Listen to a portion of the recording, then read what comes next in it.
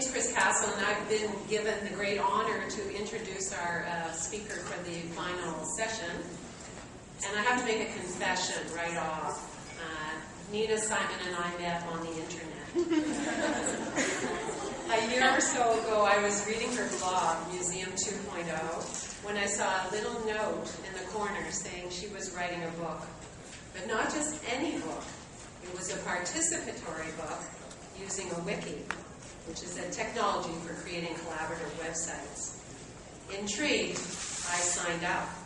I made a few comments on the online draft and kind of forgot about it. A few days later, I went back. There were responses to my comments.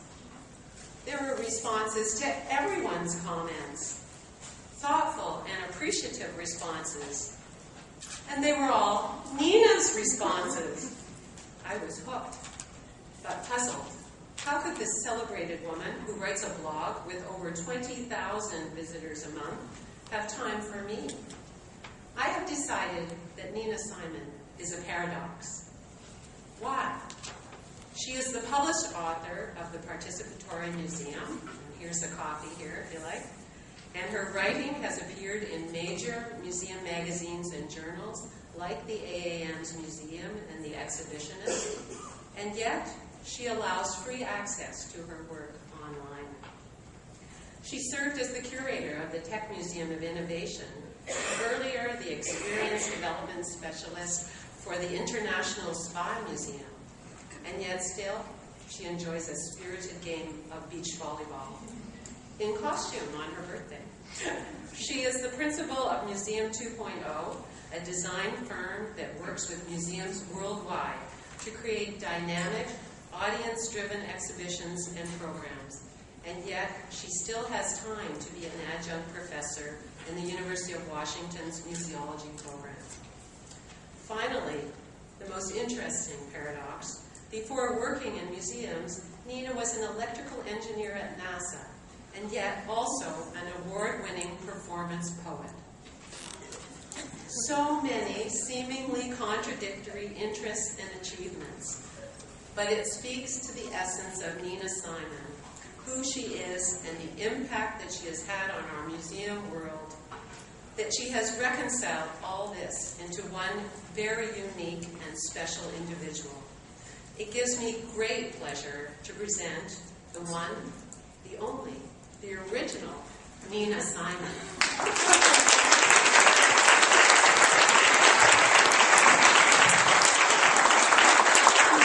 I don't think I've ever gotten an introduction that made me feel that I needed to take off some clothing, but that was really very gracious. Thank you. Thank you all for staying. I've heard two things over the last couple of days. One is closing keynotes suck. They're the worst of the conference. And two, we want to get out of here and go on our long weekend. So I want to promise you two things. A, this will not suck. And B, I'm going to finish absolutely on time. I'm going to talk about somebody we haven't talked about so much this week, which is visitors. We've talked a lot about what museums do, what museum professionals do to transform the lives of the stories and the people of history who we talk about, and also to transform the lives of visitors. But we don't talk a lot about how visitors can do the same for us. And that's what I want to focus on. I'm going to spend about half this time talking, and then we'll spend the rest in conversation. One small technical note, at the bottom of this slide, they might be hard to see. There is a link if you want to download these slides later, and if you want that link later, I'll put up this slide at the end during Q&A, so it'll be showing for a while. So as I was preparing this talk, I put out a call to people I know on the internet and asked them to tell me if there was ever a time that a visitor had changed the way they think about their work. This is one of the responses I got from a woman who had worked in an art museum, and she told a story about giving a tour to a group of young kids and asking at the end, what do you remember most? And this voice saying, don't touch.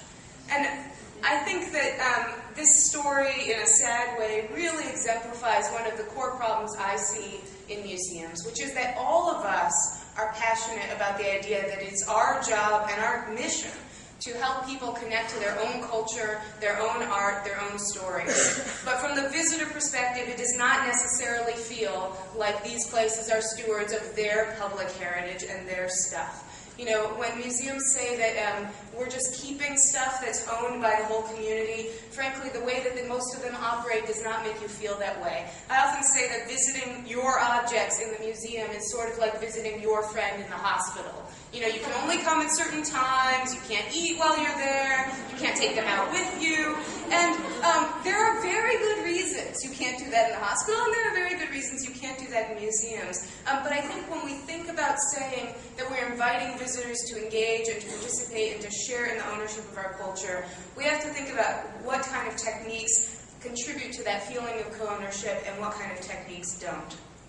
On the flip side, this is a story that just came in to me today on Facebook, actually, from somebody who was telling me that her experience talking to visitors who wanted to know how exhibits were made, who came up with the ideas, why is this thing hung this way, changed the way she approached exhibit design and how she approached being a tour guide. And most of the projects I'm going to talk about today are on this side of the ledger, looking at how when we invite visitors to participate behind the scenes, to be involved as collaborators in what we do, they have a new appreciation for what goes on, and it makes our work better.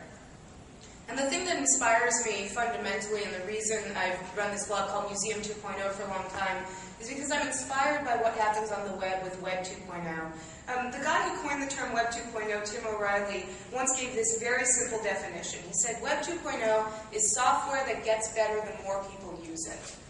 And the basic idea is this. You know, when you click on a response on Google, it changes its algorithm of what is a good response for it to give when you put in a certain query based on what you've chosen. When you rate videos on YouTube, it changes what videos it will recommend to you based on the fact that you prefer to watch cats doing cute things instead of dogs. It's not just that Web 2.0 or the online space is a space for you to participate, but it's a space that's responsive to what all of us do, and it gets better for each of us and for all of us based on what happens. And so this definition has led me to sort of focus my work intensely on this question.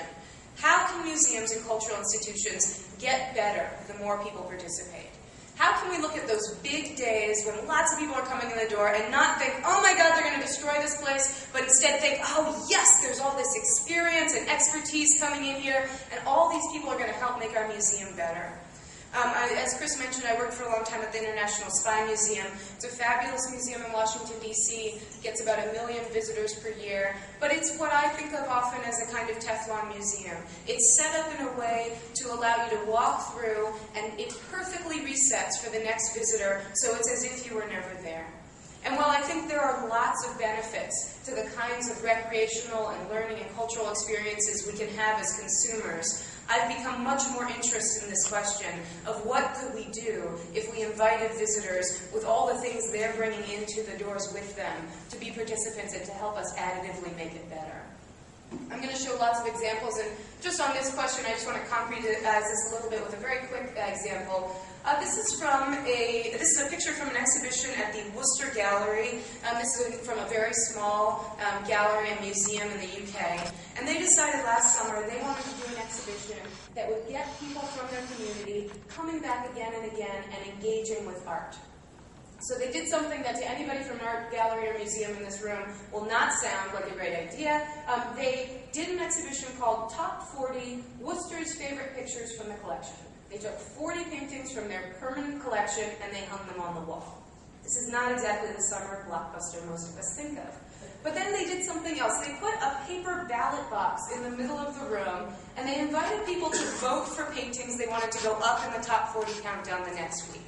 And you could explain why. You could say, I like it because it's pretty, or you could have an art historical argument. It didn't matter. At the end of every Friday, they'd take all the ballots from the week, and they would move around these labels. You can see next to this artwork, there's the object label, but larger above it is this label that says 9 in the countdown of favorite pictures. So they'd move around the numbers every week based on the votes. And the woman who ran this project, this is a museum with one full-time staff member, Philippa Tinsley, she told me she knew it was working when on Saturday mornings there were people lined up outside the museum who wanted to come in and see how the numbers had changed.